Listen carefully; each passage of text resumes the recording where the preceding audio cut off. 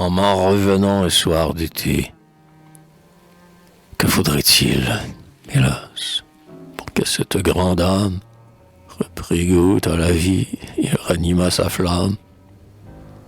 Jeune, comme il vieillit, comme il se traîne seul, à le voir s'y voûter, on dirait un aïeul.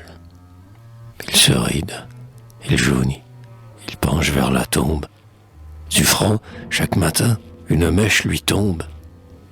Sans doute, bien des coups, dès longtemps, l'ont blessé.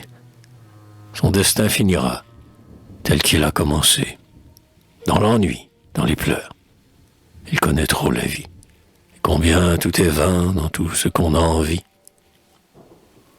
Sans doute, il sait trop bien ce que valent de soins, la gloire, le bonheur, fantôme.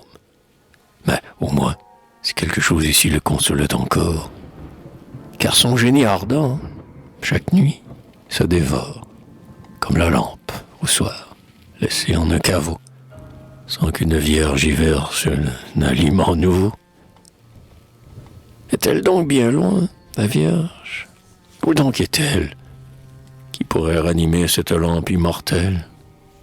Peut-être la passer, ce soir, tout près de lui, mais pour la lui montrer, la lune n'a pas lui. Peut-être, lorsqu'au parc il prit la grande allée, elle était sur sa route, assise et non voilée.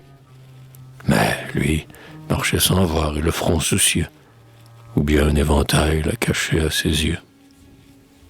Un regard eut tout fait. Peut-être c'était celle que j'ai vue l'autre jour, au lac, sur la nacelle. Non pas qu'elle ait, je pense, un cœur capable, au fond, de sentir le poète et son amour profond, qu'elle vaille bien mieux qu'Adèle ou que Fanny, ni qu'elle entende fort ce que c'est que génie.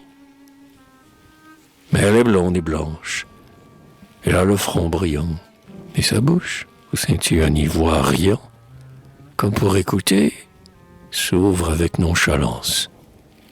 Mais elle a deux beaux yeux qui parlent en silence. Mais elle s'est placée à propos un souris.